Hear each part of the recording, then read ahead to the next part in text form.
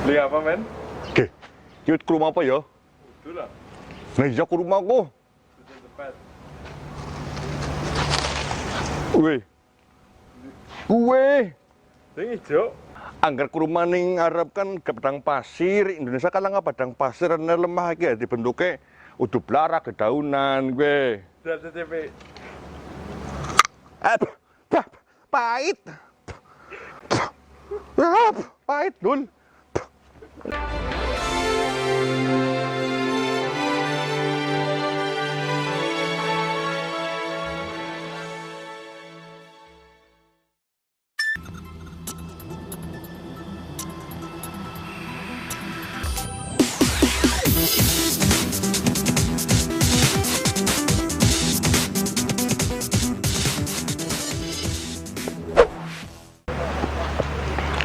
Halo semuanya, jumpa lagi di vlognya Pos Ngapak. Kali ini kami memiliki stok terbaru, yaitu di Honda CR-V 20 transmisi manual tahun 2014.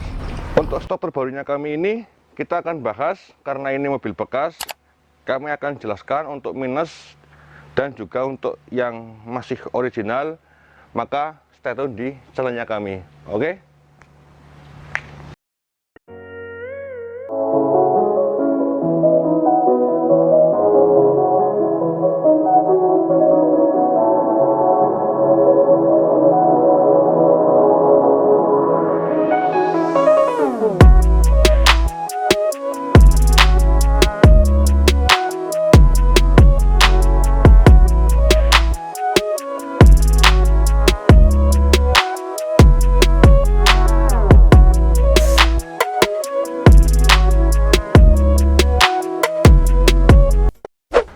Sebenarnya untuk mobil CR-V kami juga sempat mengulas, cuman waktu itu di CR-V yang generasi ketiga di tahun 2007, yang nanti Anda bisa lihat linknya di atas.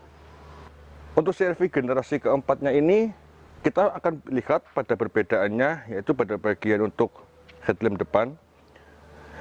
Ini untuk headlamp menggunakan lampu proyektor, cuman masih menggunakan lampu bukan LED-nya, tapi masih di halogen. Begitupun juga pada untuk model bumerang yang seperti ini hanya untuk ya manis lah, tidak ada lampu LED-nya ya. Dan ini untuk lampunya ada yang jatuh ya. Pada bagian bumper ini sudah mengalami repaint, cuman pada bagian di tengah ini masih ori. Pada bagian grill ini dapat list chrome 3 baris ya. Nah, ini untuk atasnya ini sudah di repaint juga. Tuh. Untuk bagian sebelah kiri ini untuk headlamp masih bagus, begitupun untuk lampunya di sini nggak jatuh kayak bagian di sebelah kanan ya. Pada bawah di sini tidak mendapat untuk fog lamp. Cuman di sini masih ori, tidak kena repaint. Gitu. Pada bagian mesin mobil ini ya, kebanyakan mobil-mobil untuk Honda itu mesinnya agak bawah. Untuk mobil ini itu di 2000 cc 4 silinder untuk mesin menggunakan sistem SOHC. Dan untuk mobil di 2000 cc ini untuk tenaga maksimumnya itu di angka 150 PS, sedangkan untuk torsi maksimum itu di 190 Nm. Walaupun di 2000 cc untuk konsumsi bahan bakar ini ya lumayan irit lah. Untuk 1 liter itu bisa nempuh di angka 10,6 km. Nggak terlalu boros-boros banget, dan itu pun untuk dalam kota. Kalau untuk luar kota masih bisa tembus di angka 14 km per liter. Dan untuk mesin yang memiliki 2000 cc ini, untuk kapasitas tangkinya pun ini muat besar ya. Untuk kapasitas tangki itu bisa nyampe di angka 58 liter. Jadi kalau misal Anda untuk bepergian ke luar kota dengan 1 kali isi bahan bakar dari Purwokerto bisa nyampe ke Jakarta. Wong kapasitasnya juga nyampe di angka 58 liter itu. Ya, untuk mesin ini untuk dalam sudah dicas warna bodi. Untuk atas tidak ada peredam sama sekali. Ya, untuk rauman mesinnya nggak nyampe ke dalam kabin. Nanti kita akan cek bisa tembus ke dalam kabin atau enggak sistem peredamannya. Oke, untuk mesinnya mungkin cukup seperti itu ya.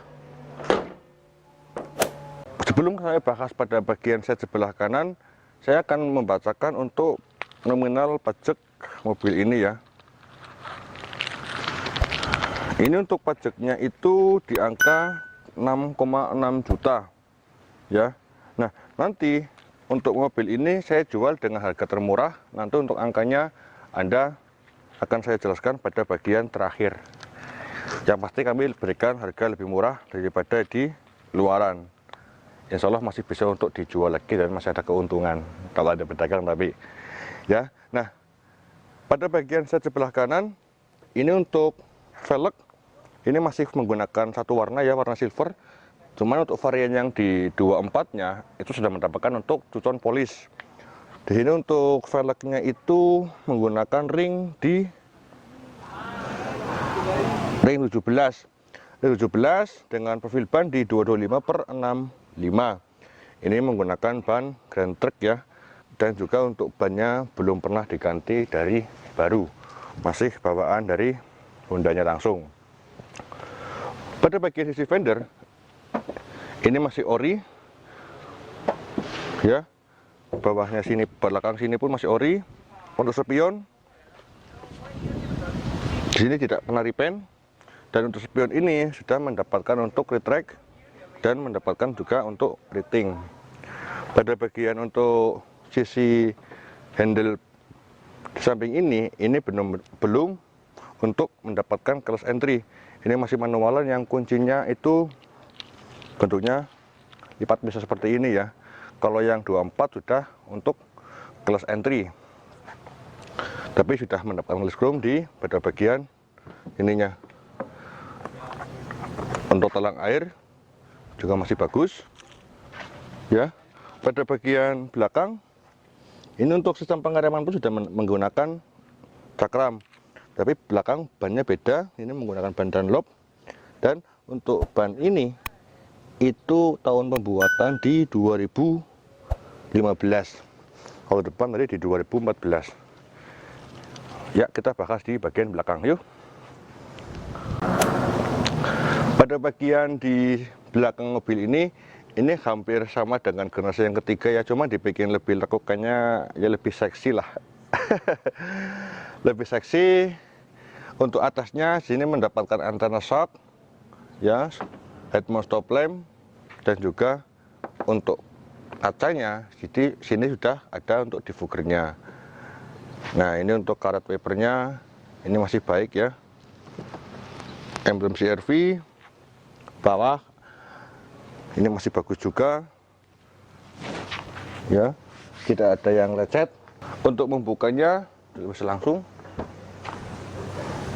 Ini untuk di bagian bagasi ini lumayan luas karena di baris ketiga CRV itu tidak mendapatkan untuk kursi. Kalau yang di tahun 2017-an kalau nggak salah sudah ada untuk baris ketiganya. Ini untuk bannya kaleng seperti ini, dapat untuk toolkit, ada dongkrak dan lain sebagainya. Kotak P3K juga ada. Tuh, lah. Kalau nanti ini masih kurang luas untuk bagasi, Anda bisa untuk melipat di baris jok keduanya. Melipatnya pun bisa dari belakang. Tinggal klik ini, maka semuanya nanti di bagian jok akan menurun. Ini bisa direbahkan semua. Itu ya. Untuk bagian belakang semuanya masih baik. Tidak kena tumburan juga. Tinggal nanti kita lihat pada bagian interior mobil ini. Oke.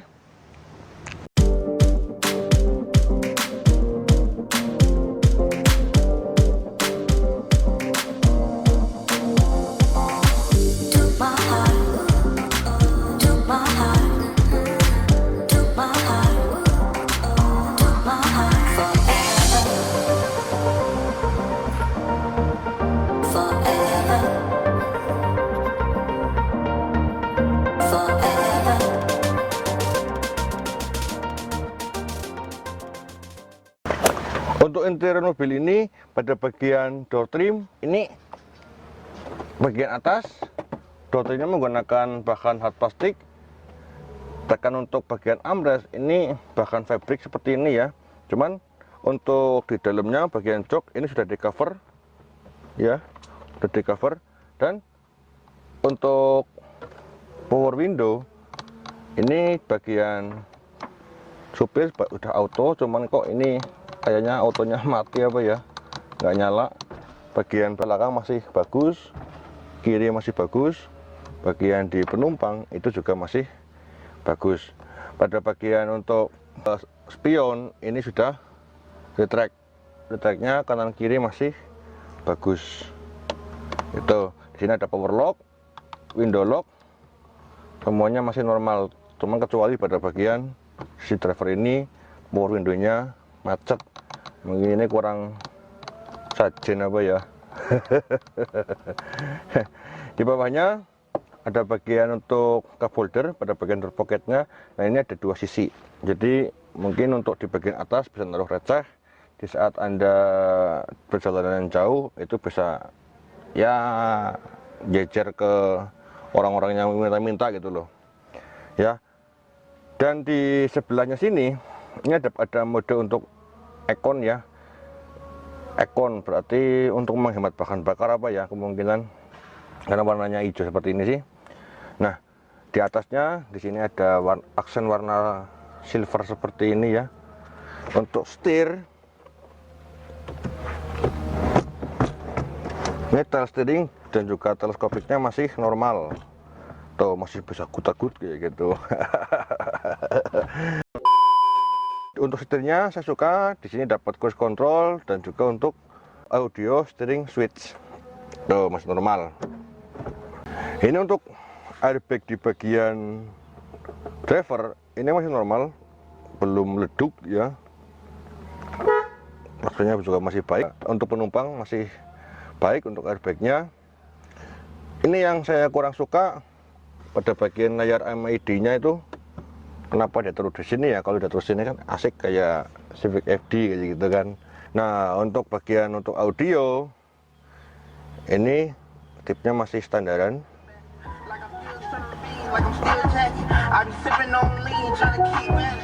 Speakernya ya lumayan lah, bisa untuk klipik-klipik kuping daripada nggak ada yang didengar. Apalagi denger yang kadang-kadang kalau penumpangnya cerewet kan kupingnya budek, mendingan dengerin ini. Itu. Nah, untuk tuas persneleng, ini tuas persnelengnya mandan gripis ya, digigit-gigitin tikus mungkin apa ya. Padahal untuk bagian odometernya di sini baru di angka 41.000. Itu mungkin yang punya dulu itu kalau megangin itu kenceng, takutnya ucul gitu kan, bisa jadi dikenceng-cengin kayak gitu loh. Nah untuk tuas handbrake ini masih bagus, tuh bisa buat bunyi-bunyian kalau jenengan jenuh nunggu-nunggu tamu nggak datang-datang, main ini aja nggak apa-apa gitu ya. Di sini untuk cup holder dapat 3, untuk liter juga masih bagus ya, masih lengkap. Untuk armrest seharusnya ini armrest juga dibungkus biar nanti kalau tangannya Anda kotor nggak mengotori ini, cuman nggak dibungkus, nanti tak bungkusin nggak apa-apa, pakai bungkus supermi apa nggak apa-apa. Nah di dalamnya ini dapat power outlet lagi. Ini power outlet ya, bisa milih mau di mana untuk cas HP-nya. Ada port USB juga sini tuh ya. Ini ada laci penyimpanan, cuma satu, cuma di bagian sini. Cuman untuk laci penyimpanannya belum soft opening itu ya. Kalau berbicara untuk interior nggak beda-beda jauh lah daripada CR-V yang di generasi ketiganya. Walaupun ada ketambahan untuk cruise control seperti ini, dashboard berubah, cuman ya CR-V seperti ini. Untuk bagian AC di sini belum dual zone, masih single zone ya, cuma dapat heater. Itu untuk 20 itu AC-nya masih analog seperti ini. Oke, mungkin untuk interior hanya seperti itu yang bisa kami bantu untuk membahas pada bagian ini. Yang pasti ini walaupun mobil bekas, interior semuanya kelistrikan masih berfungsi dengan baik. Kaset juga masih nyala dengan baik ya. Mungkin seperti itu. Saya tak coba untuk masuk di bagian jok keduanya saja. Yuk ya, duduk di bagian baris kedua ya lumayan nyaman lah.